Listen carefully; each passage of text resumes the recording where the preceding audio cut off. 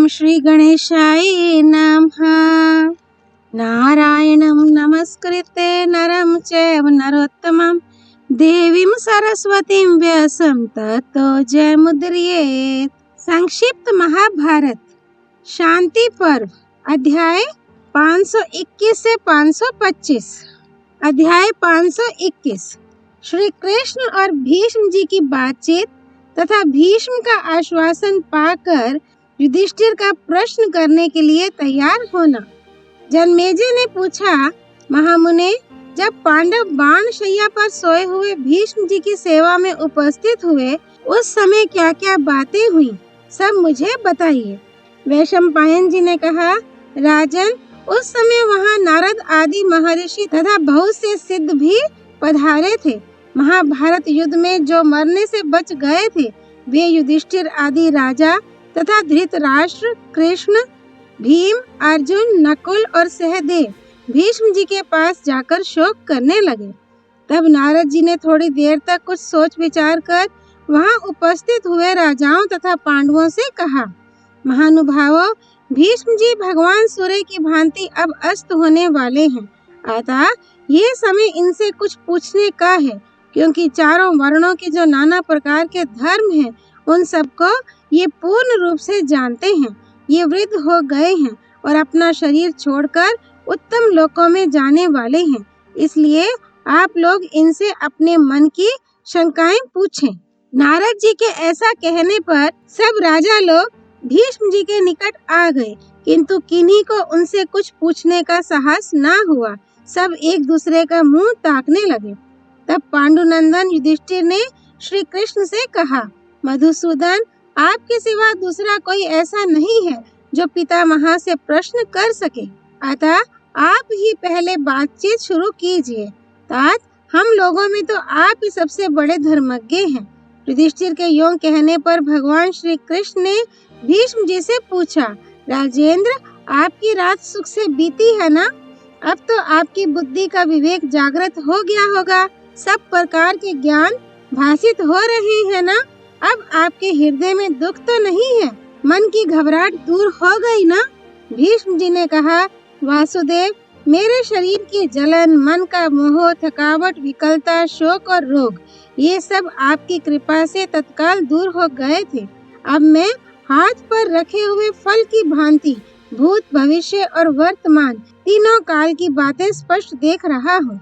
वेदों में जो धर्म बताए गए हैं तथा वेदांत द्वारा जिनको जाना गया है, उन सब धर्मों को मैं आपके वरदान के प्रभाव से जानता हूँ। जनार्दन, शिष्ट पुरुषों ने जिस धर्म का उपदेश किया है वह भी मेरे हृदय में है। मैं देश, जाति और कुल के धर्मों से भी अपरिचित नहीं हूँ। चारों आश्रमों के धर्मों में जो तत्व है वह भी मेरे मन में स्फुरित हो रहा है। इस समय संपूर्ण राजधर्मों को भी मैं जानता हूँ। जिस विषय में जो कुछ भी कहने योग्य बातें हैं उन सब का मैं वर्णन करूँगा। आपकी कृपा से अब मेरे मन में कल्याणमयी बुद्धि का प्रवेश हुआ है। आपके ध्यान से मेरा बल इतना बढ़ गया है कि अब मैं जवान सा हो गया हूँ।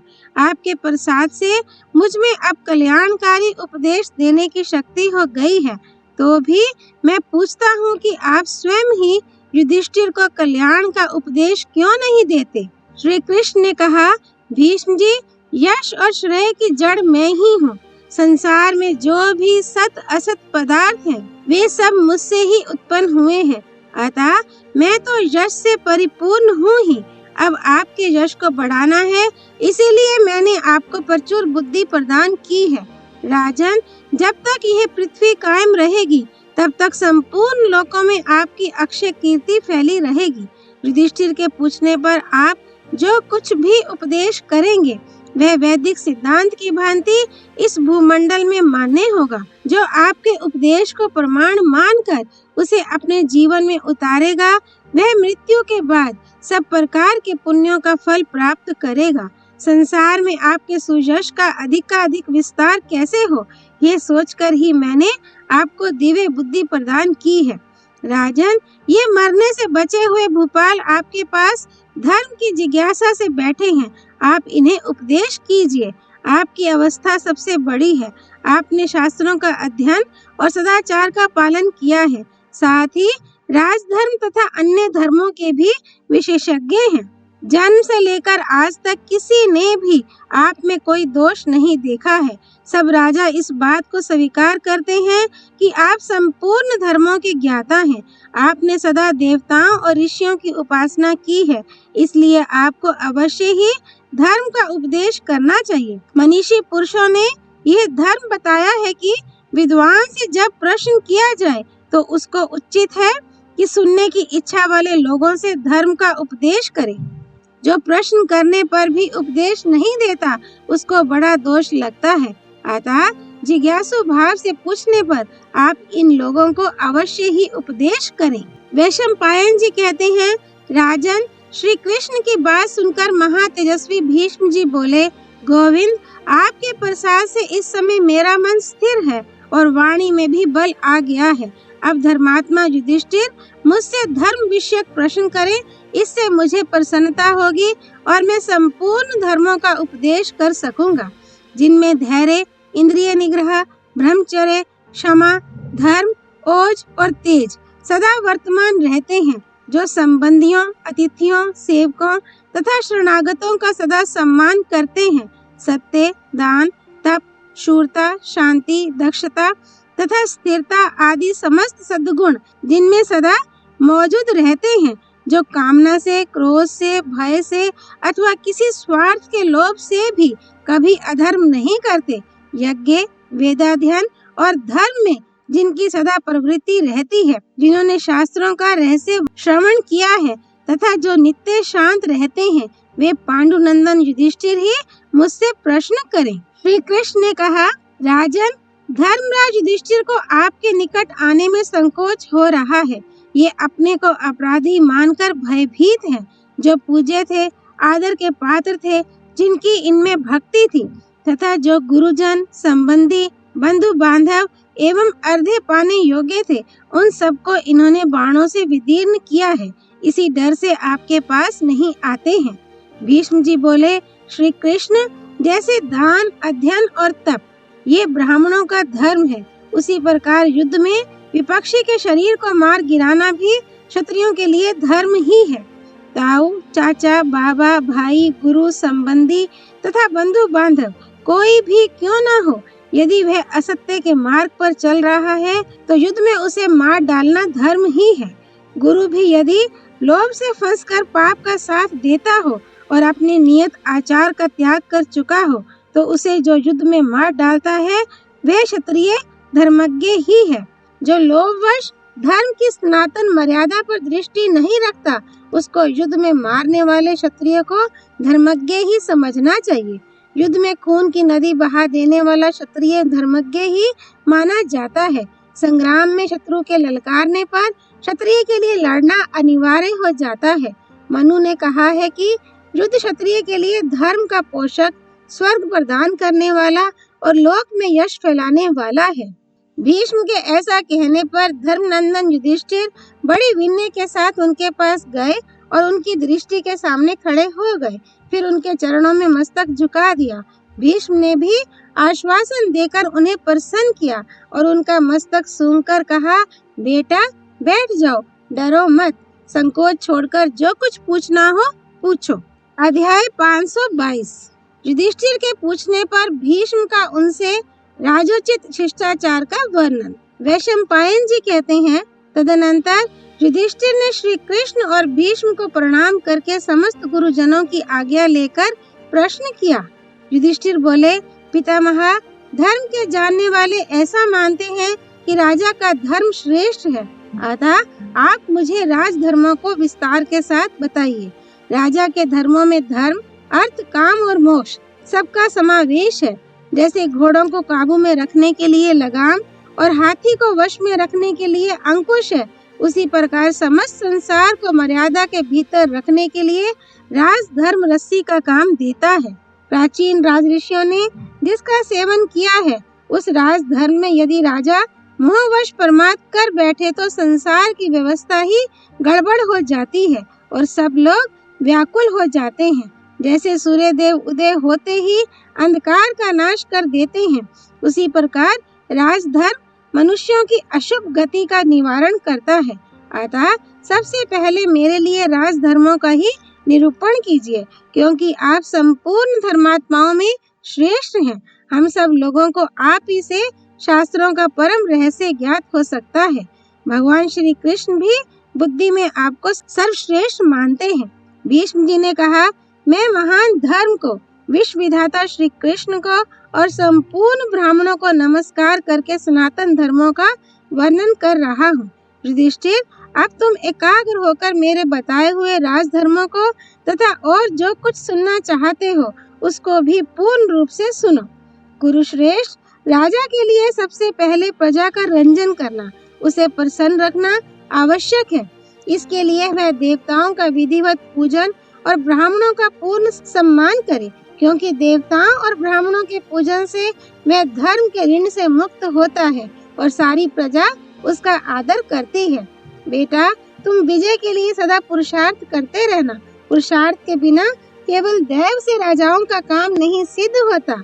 यद्यपि कार्य की सिद्धि में दैव और पुरुषार्थ दोनों साधारण कारण हैं, तथापि मैं इनमें से पुरुषार्थ को ही श्रेष्ठ मानता हूँ। यदि आरंभ किया हुआ काम खराब हो जाए तो इसके लिए मन में दुख ना मानना, अपने को सदा प्रयत्न में ही लगाए रखना, यही राजाओं की प्रधान नीति है। सत्य के सिवा दूसरी कोई भी चीज राजाओं को सिद्धि प्रदान करने वाली नहीं है। सत्य प्राण राजा इस लोक में और परलोक में भी सुख पाता है। ऋषियों के लिए भी सत्य ही परम धन है। इसी प्रकार राजाओं के लिए भी सत्य के सिवा दूसरा कोई साधन विश्वास दिलाने वाला नहीं है। जो राजा गुणवान, शीलवान, मन पर काबू रखने वाला, कोमल स्वभाव वाला, धर्मपरायण, जितेंद्रिय, प्रसन्नमुख और बहुत देने वाला है, वह कभी राज्य लक्ष्मी से भ्रष्ट नहीं होता। कुरुनंदन, सदा कोमल बर्ताव करने वाले राजा की बात कोई नहीं मानता और सदा कठोरता पूर्ण शासन करने वाले से भी सब लोग उद्विग्न हो उठते हैं। इसलिए तुम्हें समय अनुसार कोमलता और कठोरता दोनों का आश्रय लेना चाहिए।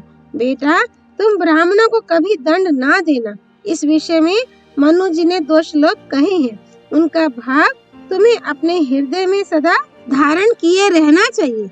अग्नि जल से, क्षत्रिय ब्राह्मण से और लोहा पत्थर से प्रकट हुआ है। इन सब का तेज दूसरी जगह काम देता है, मगर अपने को उत्पन्न करने वाले कारण में जाकर शांत हो जाता है। जब लोहा पत्थर पर मारा जाता है, आग पानी पर लगाई जाती है और क्षत्रिय ब्राह्मण से द्वेष करने लगता है, तो वे तीनों ही दुर्बल पड़ जाते हैं, दुख उठाते हैं।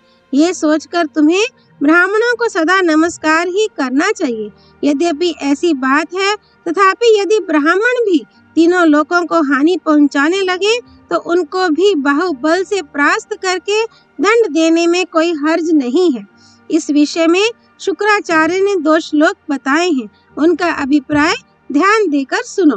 ब्राह्मण वेदांत का विद्वान ही क्यों ना हो, यदि वह शस्त्र उठाकर युद्ध में सामना करने के लिए आ रहा हो तो धर्म पालन करने वाले राजा को उसे स्वधर्मानुसार अवश्य कैद करना चाहिए। उसके द्वारा नष्ट होते हुए धर्म की जो रक्षा करता है वही धर्मज्ञ है। आतताई को मारने से वह धर्म का नाशक नहीं माना जाता। क्रोध में भरे हुए आतताई को तो उसका क्रोध ही नष्ट करता है। इतना अवश्य ध्यान रखने की बात है कि ब्राह्मण अपराध करे तो उसे देश निकाले का ही दंड देना चाहिए। उसे शारीरिक दंड देने का विधान नहीं है। जैसे वसंत ऋतु का सूर्य ना तो अधिक ठंडक पहुंचाता है और ना कड़ी धूप ही करता है, उसी प्रकार राजा को भी ना बहुत कोमल होना चाहिए, ना अधिक कठोर। प्रत्यक्ष, अनुमान, उपमान और आगम, इन 4 प्रमाणों के द्वारा अपने पराई की पहचान करनी चाहिए। तुम सब प्रकार के व्यसनों का परित्याग कर देना, क्योंकि व्यसन में आसक्त हुए मनुष्य का संसार में अपमान होता है। प्रजा के साथ राजा का बर्ताव गर्भिणी स्त्री के समान होना चाहिए। जैसे गर्भिणी स्त्री अपने मन को अच्छे लगने वाले भोजन आदि का त्याग करके केवल गर्भस्थ बालक के हित का ध्यान रखती है, उसी प्रकार धर्मात्मा राजा को भी अपनी भलाई का ख्याल ना करके जिसमें सब लोगों का हित हो वही काम करना चाहिए। पांडुनंदन, तुम धैर्य का भी कभी त्याग ना करना। जो अपराधियों को दंड देने में संकोच नहीं करता और सदा धैर्य रखता है, उस राजा को कभी भय नहीं होता। नौकरों के साथ अधिक हंसी मजाक नहीं करना चाहिए। इसमें जो बुराई है उसे सुनो।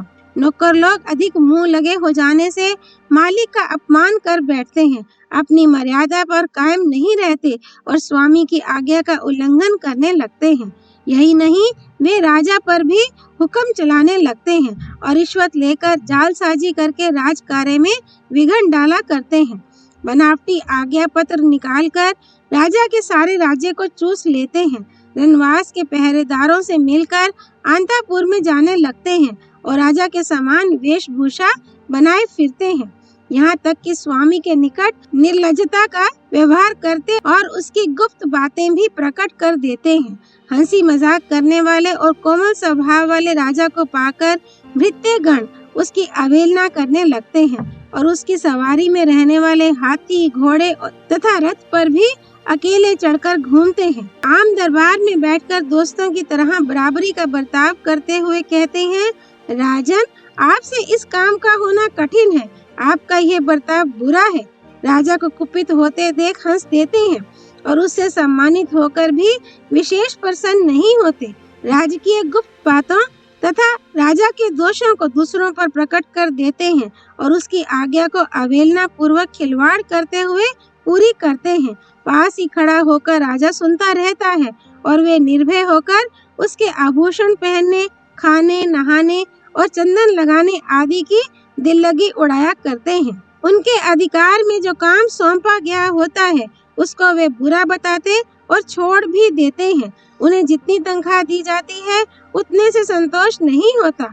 जैसे लोग डोर में बंधी हुई चिड़िया के साथ खेलते हैं, उसी तरह वे भी राजा के साथ खेलना चाहते हैं और साधारण लोगों से कहते फिरते हैं कि राजा तो हमारे ही हाथ में है, उस पर हमारा ही हुक्म चलता है। युधिष्ठिर, राजा जब परिहासशील और कोमल स्वभाव का हो जाता है तो ऊपर बताए हुए तथा दूसरे भी बहुत से दोष प्रकट हो जाते हैं। अध्याय 523 राजा के नीति पूर्ण बर्ताव का वर्णन। भीष्म जी कहते हैं, युधिष्ठिर, राजा को उद्योगी होना चाहिए। जो स्त्री की भांति बेकार बैठा रहता है उस राजा की प्रशंसा नहीं होती। इस विषय में शुक्राचार्य का कहा हुआ एक श्लोक है जिसका भाव इस प्रकार है, जैसे सांप बिल में रहने वाले चूहों को निगल जाता है, उसी प्रकार दूसरे राजाओं से लड़ाई ना करने वाले राजा और घर ना छोड़ने वाले ब्राह्मण, इन दोनों को पृथ्वी निगल जाती है। अर्थात वे पुरुषार्थ साधन किए बिना ही मर जाते हैं। जो संधि करने के योग्य हों उनसे संधि करो, जो विरोध के पात्र हों उनसे विरोध करो। राज्य के 7 अंग हैं, राजा, मंत्री, मित्र, खजाना, देश, किला और सेना। इनमें से किसी के भी विपरीत यदि कोई आचरण करे तो वह गुरु हो या मित्र मार डालने के ही योग्य है। महाराज मरुत का कहा हुआ एक पुराना श्लोक है जो बृहस्पति के मतानुसार राजा के अधिकार पर प्रकाश डालता है। उसका भाव यूं है, घमंड में भरकर कर्तव्य अकर्तव्य का ध्यान ना रखने वाला और कुमार्ग पर चलने वाला मनुष्य यदि अपना गुरु हो तो भी उसको दंड देने का सनातन विधान है। राजा सगर ने तो नगर के लोगों का हित करने की इच्छा से अपने ज्येष्ठ पुत्र का भी त्याग कर दिया था। उसका नाम था असमंजस। वह पूर्ववासियों के बालकों को पकड़कर सरयू नदी में डुबा दिया करता था, इसीलिए उसके पिता ने उसे घर से निकाल दिया। अतः प्रजा वर्ग को प्रसन्न रखना ही राजा का सनातन धर्म है। सत्य की रक्षा और व्यवहार में सरलता भी राजोचित कर्तव्य है। दूसरों का धन चौपट ना करे, जिसको जो कुछ देना हो समय पर देने की व्यवस्था करे। पराक्रमी, सत्यवादी और क्षमाशील बना रहे। ऐसा करने वाला राजा कभी सन्मार्ग से भ्रष्ट नहीं होता। जो मन पर अधिकार रखता है, जिसने क्रोध को जीत लिया है, जिसे शास्त्र के तात्पर्य का निश्चय है, जो धर्म, अर्थ, काम और मोक्ष के प्रयत्न में लगा रहता है और अपने गुप्त विचार दूसरों पर प्रकट नहीं होने देता, वही राजा होने योग्य है। राजा को चारों वर्णों के धर्मों की रक्षा करनी चाहिए। संसार को धर्म संकरता से बचाना उसका सनातन धर्म है। राजा किसी पर भी विश्वास ना करे, विश्वसनीय व्यक्ति का भी अत्यंत विश्वास ना करे। राजनीति के 6 गुण होते हैं: संधि, विग्रह, यान, आसन, द्वैधी भाव और समाश्रय। इन सब के गुण दोषों पर सदा दृष्टि रखें। यदि शत्रु पर चढ़ाई की जाए और वह अपने से बलवान सिद्ध हो तो उससे मेल कर लेना संधि नामक गुण है। यदि दोनों में समान बल हो तो लड़ाई जारी रखना विग्रह है। यदि शत्रु दुर्बल हो तो उस अवस्था में उसके दुर्ग आदि पर जो आक्रमण किया जाता है उसे यान कहते हैं। अगर अपने ऊपर शत्रु की ओर से आक्रमण हो और शत्रु का पक्ष प्रबल जान पड़े तो उस समय अपने को दुर्ग आदि में छिपाए रखकर जो आत्मरक्षा की जाती है वह आसन कहलाता है। यदि चढ़ाई करने वाला शत्रु मध्यम श्रेणी का हो तो द्वैधी भाव का सहारा लिया जाता है। उसमें ऊपर कुछ और भाव दिखाया जाता है और भीतर कुछ और भाव रखा जाता है। जैसे आधी सेना दुर्ग में रखकर आत्मरक्षा करना और आधी को भेजकर शत्रुओं के अन्न आदि सामग्री पर कब्जा करना आदि कार्य द्वैधी भाव नीति के अंतर्गत है। आक्रमणकारी से पीड़ित होने पर किसी मित्र राजा का सहारा लेकर उसके साथ लड़ाई छेड़ना समाश्रय कहलाता है। यमराज के समान न्याय करता हो और कुबेर के सदृश धन का भंडार इकट्ठा करे। स्थान, वृद्धि तथा क्षय के हेतुभूत 10 वर्गों का सदा ज्ञान रखे। मंत्री, राष्ट्र, दुर्ग, किला, खजाना और दंड, ये 5 प्रकृति कहे गए हैं। ये ही अपने और शत्रु पक्ष के मिलाकर 10 वर्ग कहलाते हैं। यदि दोनों के मंत्री आदि समान हो तो ये स्थान के हेतु होते हैं, अर्थात दोनों पक्ष की स्थिति कायम रहती है। अगर अपने पक्ष में इनकी अधिकता हो तो ये वृद्धि के साधक होते हैं और कमी हो तो क्षय के कारण बनते हैं। राजा को सदा प्रसन्न बदन रहना और हंसकर बातें करनी चाहिए। वृद्धों की सेवा करे, आलस्य और लोभ को त्याग दे, सत्पुरुषों के व्यवहार में मन लगावे, संतुष्ट ना होने योग्य स्वभाव बनाए रखे। श्रेष्ठ पुरुषों का धन ना छीने, दुष्टों से धन लेकर सत्पुरुषों को दान करे, स्वयं दंड और कर ले तथा दूसरों को भी दान दे, मन को वश में रखे, समय पर दान करे और सदा शुद्ध सदाचारी रहे। जो शूरवीर और भक्त हों, जिन्हें दुश्मन फोड़ ना सके, जो कुलीन, निरोग और शिष्ट हों तथा शिष्ट पुरुषों से संबंध रखते हों, अपने सम्मान के रक्षक हों, दूसरों का अपमान न करते हों, धर्मपरायण, साधु और पर्वतों के समान अटल रहने वाले हों, शास्त्रों के विद्वान, लोक व्यवहार के ज्ञाता और शत्रुओं की गतिविधि पर दृष्टि रखने वाले हों, ऐसे लोगों को ही सहायक बनावे, उन्हें अपने समान ही सुख भोग की सुविधा दे। सिर्फ राजोचित, छत्र धारण और हुकूमत करना, इन्हीं 2 बातों का अधिकार अपने पास उनसे अधिक रखे। सामने अथवा प्रोक्ष में उनके प्रति एक सा ही बर्ताव करे। ऐसा करने वाले राजा को कभी कष्ट नहीं उठाना पड़ता। जो सब पर संदेह करता और सबके धन का अपहरण करता है, वह लोभी और कुटिल राजा एक दिन अपने ही लोगों के हाथ मारा जाता है।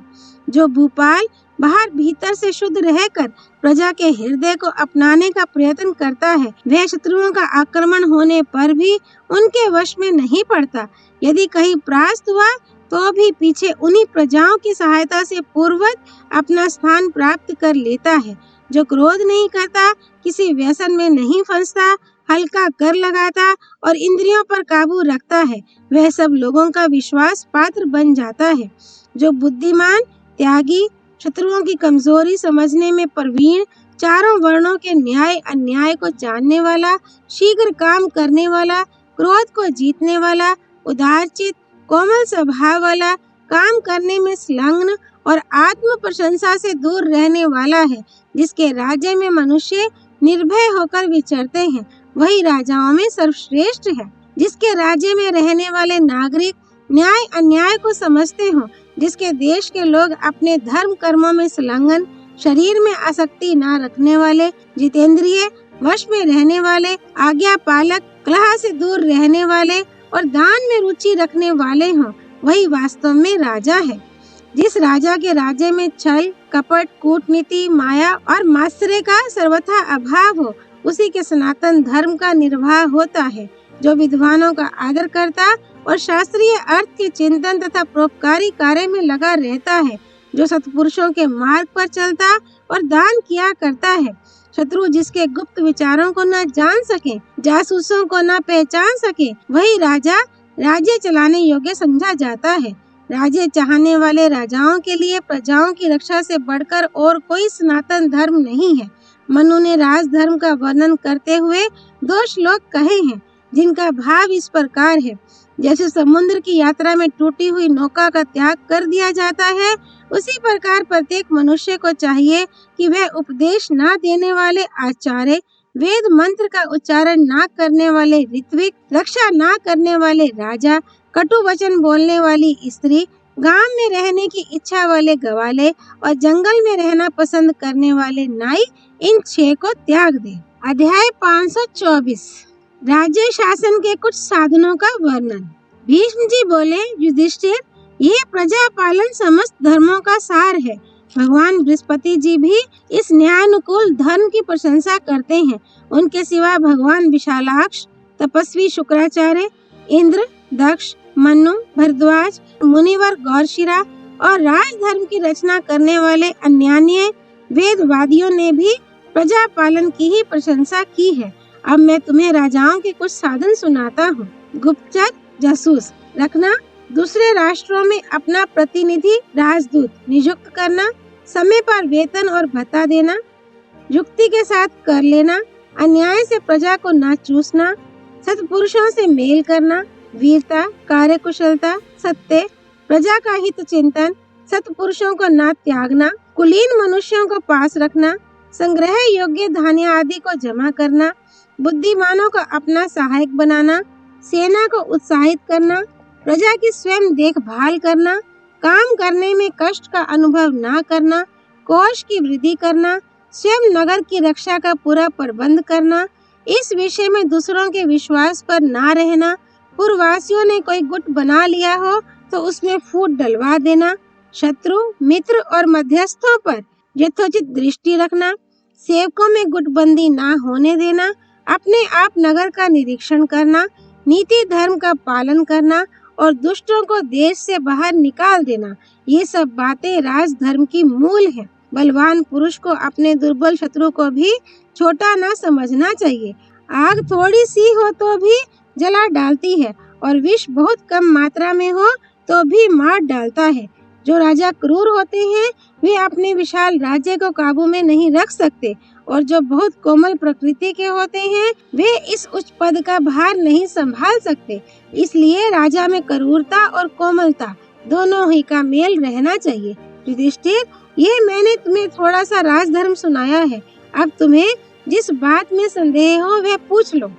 वैशंपायन जी कहते हैं, राजन, भीष्म जी का वक्तव्य सुनकर भगवान व्यास, देवस्थान, अश्म, वासुदेव, कृप, सात्यकी और संजय बड़े प्रसन्न हुए और बहुत अच्छा कहकर उनकी प्रशंसा करने लगे। फिर कुरुश्रेष्ठ युधिष्ठिर ने नेत्रों में जल भरकर उनके चरण छुए और कहा, दादाजी, अब सूर्य अस्त होने वाला है, इसलिए मैं कल आपसे अपना संदेह पूछूंगा।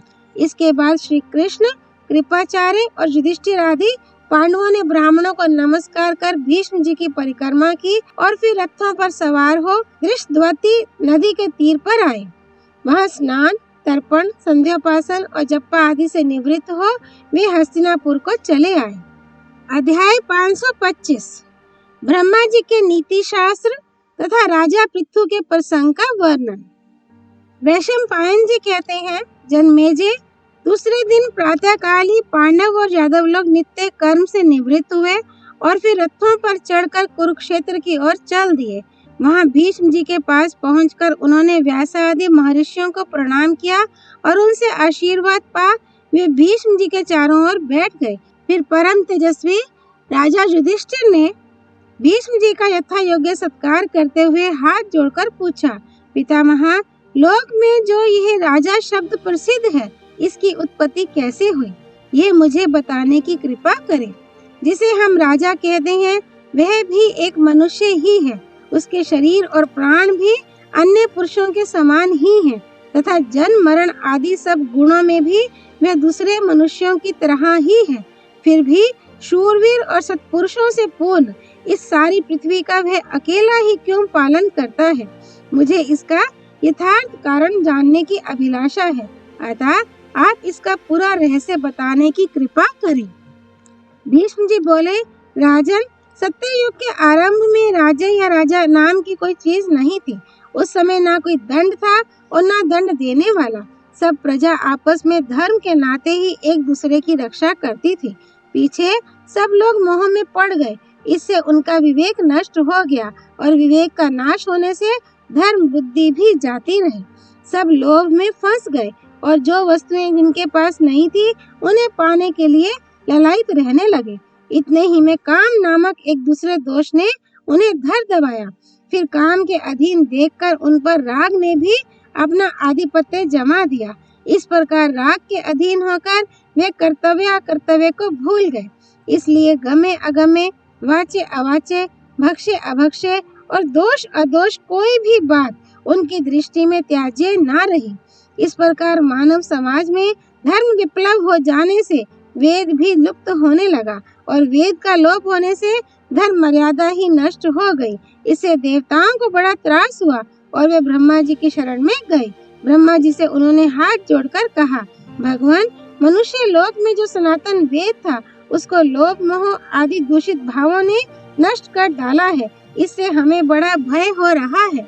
भगवान, वेद का नाश होने से धर्म भी नष्ट हो गया है। मनुष्यों ने यज्ञ याग आदि सभी शुभ कर्म छोड़ दिए हैं, इसलिए हम बड़े संशय में पड़ गए हैं। आप हमारे लिए जो हितकर हो ऐसा कोई उपाय सोचिए।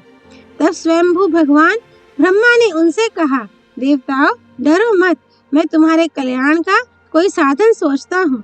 इसके बाद उन्होंने अपनी बुद्धि से 1,00,000 अध्यायों का एक नीति शास्त्र रचा।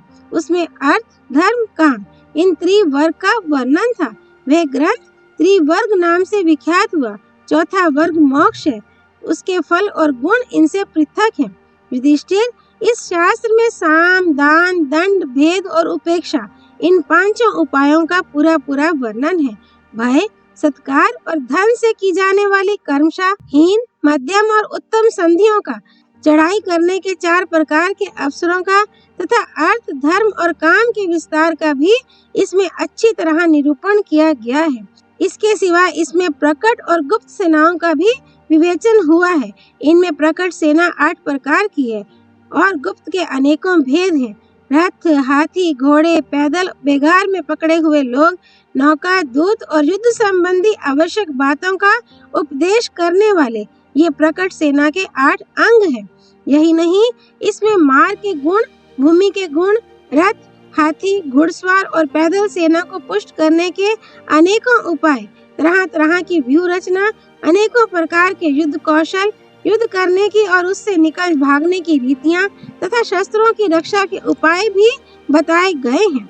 दूत की शक्ति से होने वाली राष्ट्र की वृद्धि, शत्रु, मित्र और तटस्थों के विभाग, बलवानों के नाश और अवरोध, शासन संबंधी अनेकों सूक्ष्म कार्य, मल क्रीड़ा और शस्त्र संचालन की विधियां, जिनके भरण पोषण का कोई प्रबंध ना हो उनका पालन और उनकी देखरेख, सुपात्र को दान देना, व्यसनों से बचना, राजा के गुण, सेनापति के लक्षण, अर्थ, धर्म और काम के साधन तथा उनके गुण दोष, अपने आश्रितों की आजीविका का विचार, सबके प्रति सशंक रहना, प्रमाद से बचना, जो वस्तु मिली ना हो उसे पाना और प्राप्त वस्तु की वृद्धि करना, बढ़ी हुई वस्तु सुपात्रों को दान करना, धर्म के लिए धन लगाना तथा भोग और दुख निवृत्ति में भी धन का उपयोग करना, इन सब बातों का इस शास्त्र में वर्णन हुआ है।